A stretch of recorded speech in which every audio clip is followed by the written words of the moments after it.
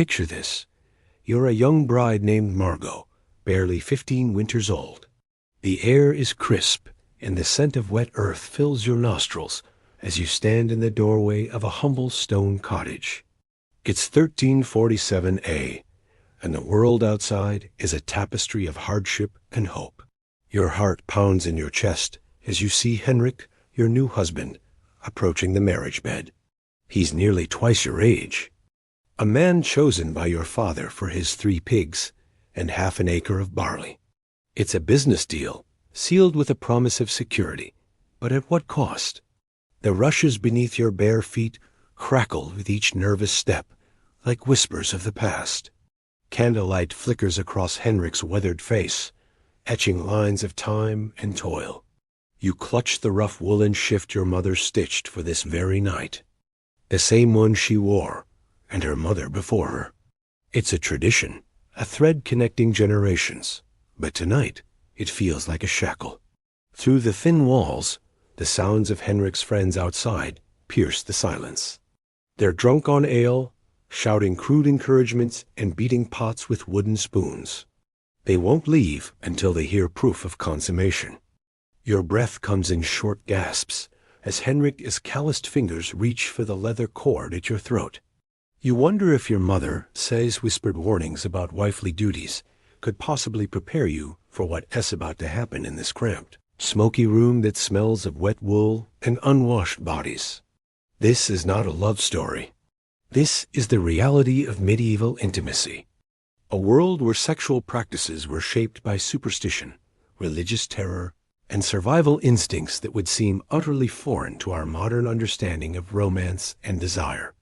Before we delve deeper into these forgotten stories of survival and suffering, if you find yourself intrigued by the hidden truths of history, consider hitting that like button and subscribing for more content like this. And please drop a comment below to let me know where you're tuning in from. It's incredible to think that we're exploring these ancient stories together, connected across time and space by our shared curiosity about the past.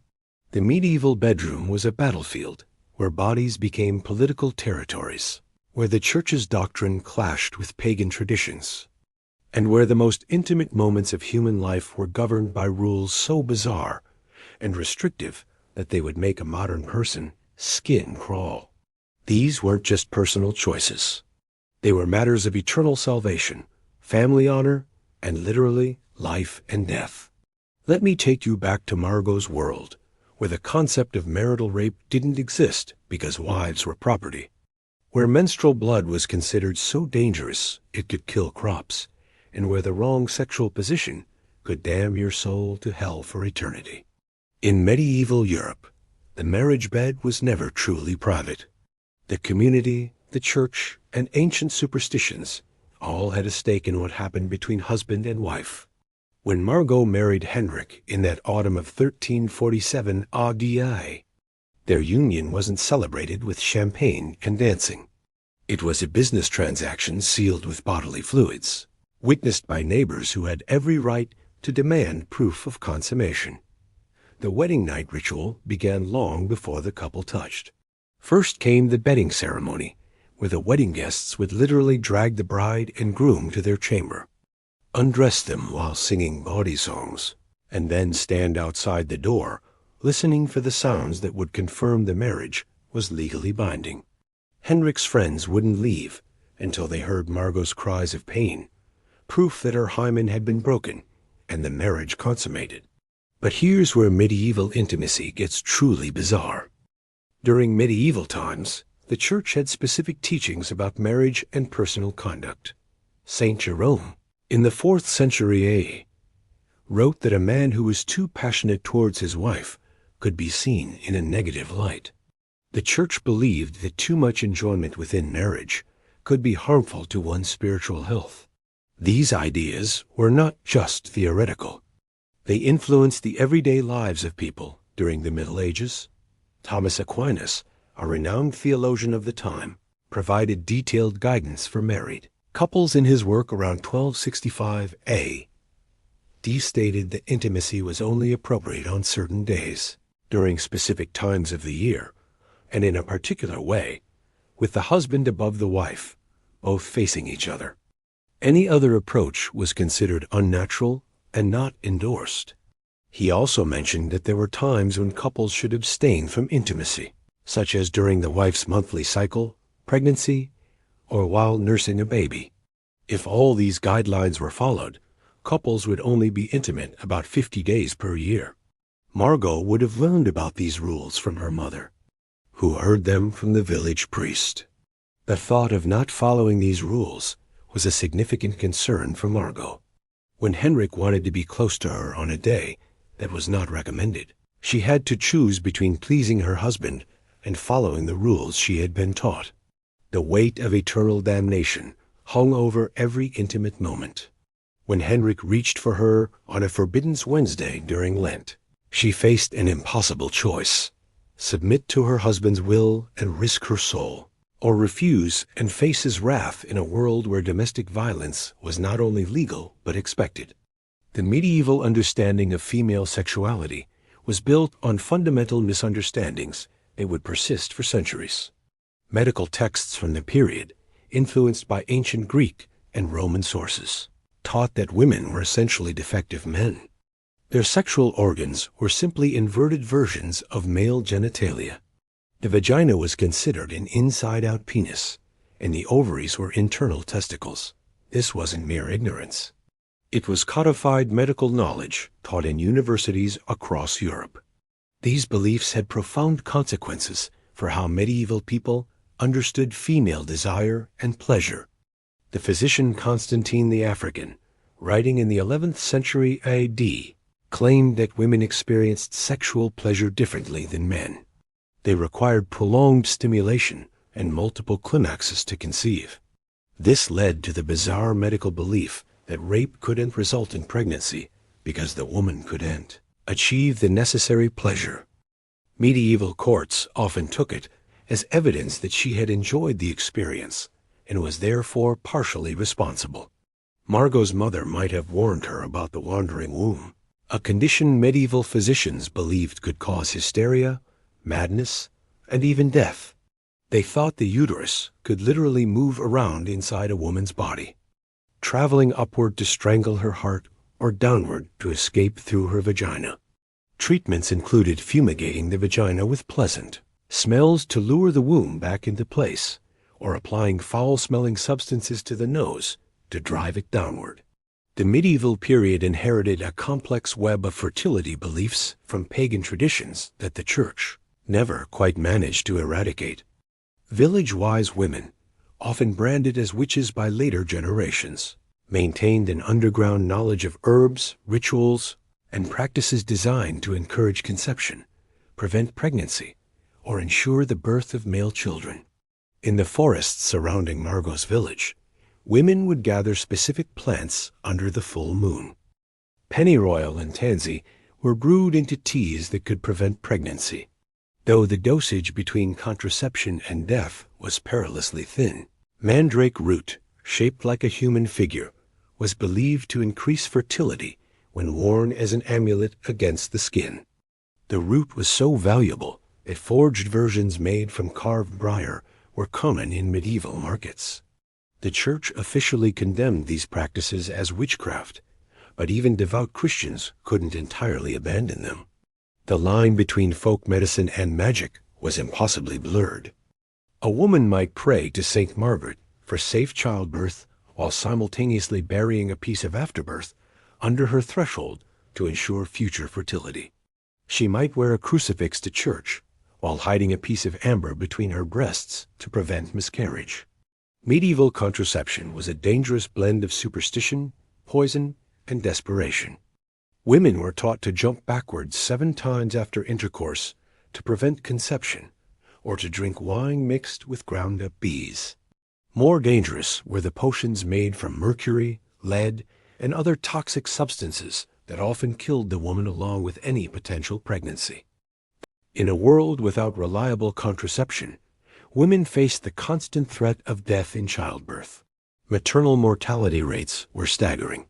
1 in 3 women died during or shortly after delivery. For unmarried women, Pregnancy often meant social destruction, exile, or death. The practice of infanticide, while officially condemned, was widely understood as a desperate woman's last resort.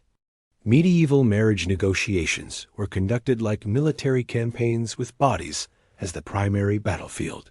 When Margot's father arranged her marriage to Henrik, her virginity was literally her dowry, more valuable than any gold or livestock he could offer. The hymen became a currency of honor, traded between families as proof of their daughter's purity and their own reputation. The wedding night wasn't just about consummation. It was about public verification of the bride's virginity. The bloodied sheets would be displayed to the assembled crowd as proof that the marriage was legitimate.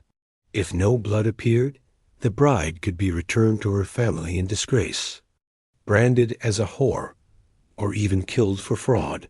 The pressure on young brides was enormous. Some would secretly prick their fingers or hide chicken blood to fake the evidence their new families demanded. But medieval medicine's understanding of virginity was hopelessly flawed. They believed that the hymen was a solid membrane that completely blocked the vaginal opening, rather than the partial flexible tissue it actually is. They thought that its absence was absolute proof of sexual activity, when, in fact, it can be torn by horseback riding, heavy lifting, or simply natural variation in anatomy. The Church's doctrine of consummation created its own bizarre practices. A marriage wasn't considered legally binding until sexual intercourse had occurred, which meant that proving or disproving consummation became a matter of legal inquiry. Church courts would examine both husband and wife, interviewing them separately about intimate details of their wedding night. They would inspect the woman as body for signs of penetration and question neighbors about what they had heard through the walls. The Church taught that any position that put the woman on top was against nature because it violated the natural order of male dominance. Rear entry was considered bestial, linking human sexuality to animal mating practices. Yet medieval literature hints at a more complex reality. The fabliaux, bawdy comic tales popular in medieval France, describe sexual encounters that would have scandalized the Church authorities. These stories, often told by traveling minstrels in taverns and market squares, reveal a shadow world where couples experimented with forbidden practices despite the threat of eternal damnation. The French poet Andreas Capellanus, writing around 1184 AD, described elaborate courtship rituals that included detailed instructions for sexual positions and techniques.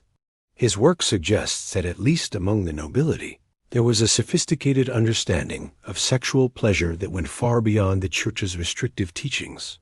However, these practices were dangerous secrets. Discovery could mean excommunication, exile, or death. They were accepted medical and theological facts.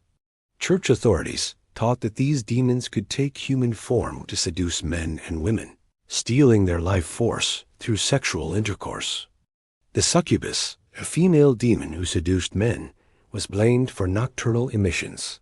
Medieval theologians developed elaborate theories about how these demons operated. They believed that a demon could first take female form to collect semen from a man, then transform into male form to impregnate a woman with the stolen seed. Any child born from such a union was believed to be cursed or demonic. The incubus posed an even greater threat to medieval women.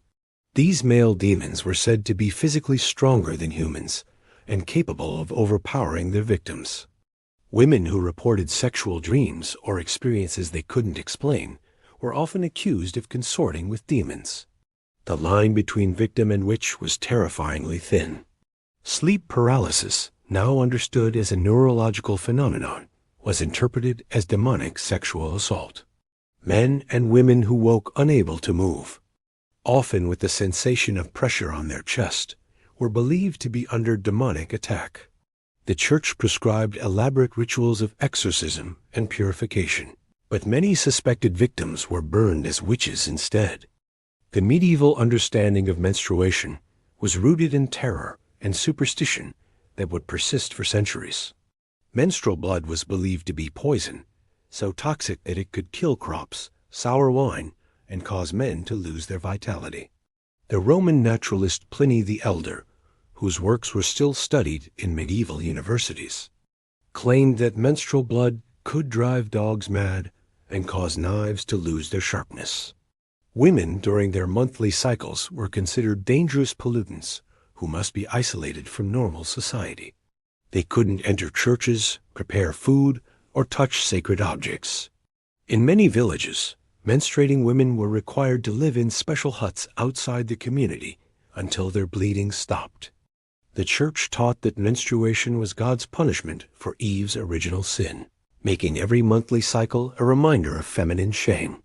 The lack of understanding about menstruation created bizarre medical practices.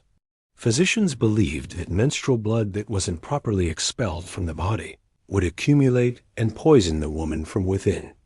They prescribed bloodletting, purging, and other dangerous treatments to balance the female humors.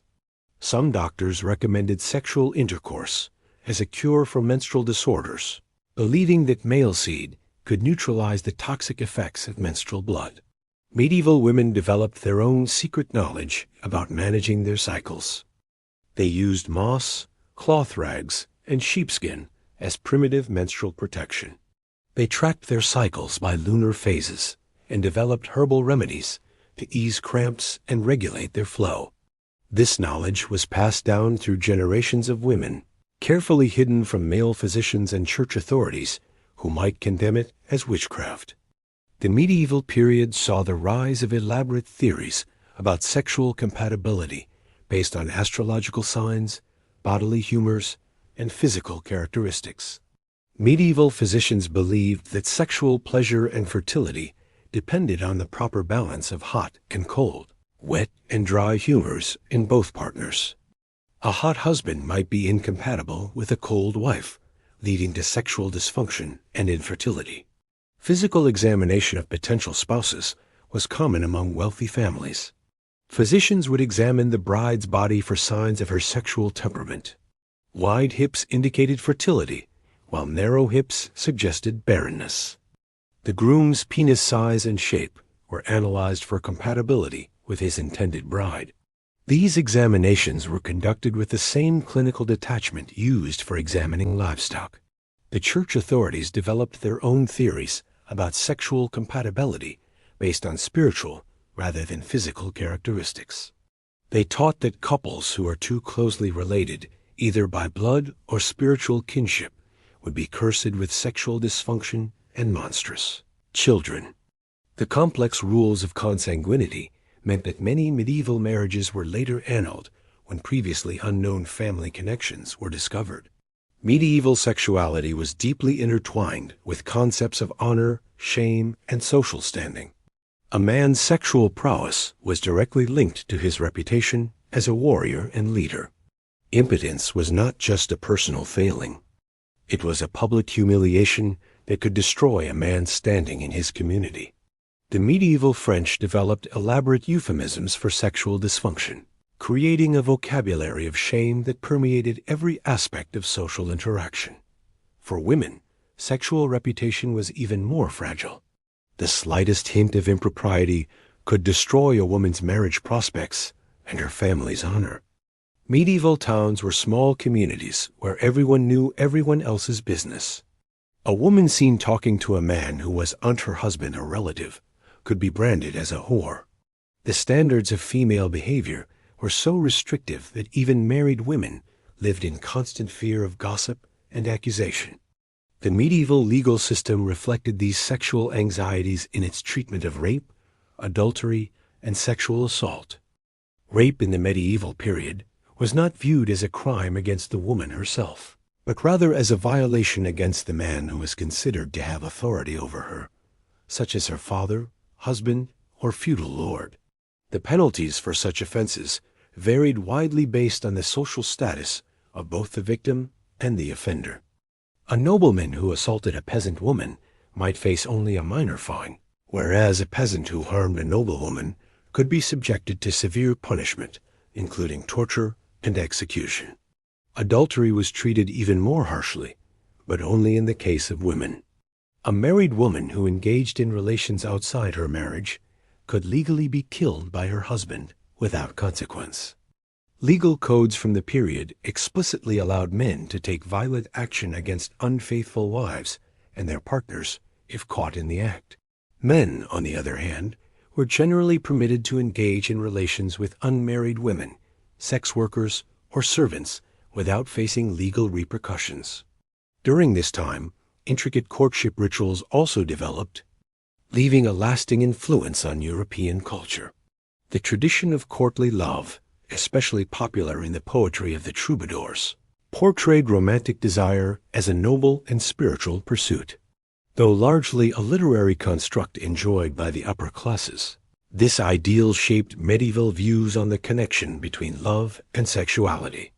Courtly love promoted the idea that true affection could only exist outside of marriage, with a knight as devotion to his lady portrayed as eternally unfulfilled, a state of longing meant to elevate the soul through emotional struggle. This led to a curious divide between the reality of marital relationships and the idealized, fictional notion of romantic love. The reality of medieval courtship was far more pragmatic. Among the peasantry, young people might have some choice in marriage partners, but economic considerations always took precedence over personal preference. A village girl might favor the blacksmith's son, but if the miller offered better terms to her father, she would find herself married to a man she barely knew.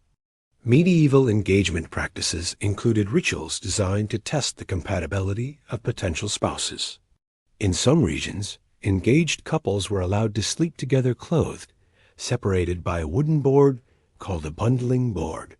This practice allowed families to evaluate whether the couple was physically compatible without risking pregnancy or violating church doctrine about premarital sex. The medieval period inherited a complex tradition of sexual magic and fertility rituals from earlier pagan cultures. These practices were driven underground by Christian persecution, but never entirely disappeared. Medieval peasants continued to practice ancient fertility rituals, often disguised as Christian celebrations or incorporated into folk medicine. The celebration of May Day retained strong sexual overtones despite church attempts to suppress it. And so, we find ourselves standing at the edge of time, looking back at a world that was both harsh and tender, where every choice was a gamble and every moment a battle. Margot's story is just one thread in the vast tapestry of medieval life, a reminder of the resilience of the human spirit in the face of overwhelming odds. As we journey through history, let us remember that the past is not just a series of dates and events, but a living, breathing story that continues to shape who we are today. As the days turned into weeks and the weeks into months, Margot found herself adapting to her new life. The initial fear and uncertainty began to give way to a sense of resignation, and perhaps, in moments of quiet reflection, even a glimmer of acceptance. Henrik, though stern and often distant, was not without kindness. There were moments, rare as they were, when he would share a story of his youth or offer a rare smile, and in those moments, Margot would catch a glimpse of the man beneath the hardened exterior. The village itself was a place of simple rhythms and unspoken rules. The women would gather by the river to wash clothes, their laughter and gossip filling the air like a balm against the daily toil. Margot found solace in these moments, learning the ways of the village from the older women, their wisdom passed down through generations like a precious heirloom.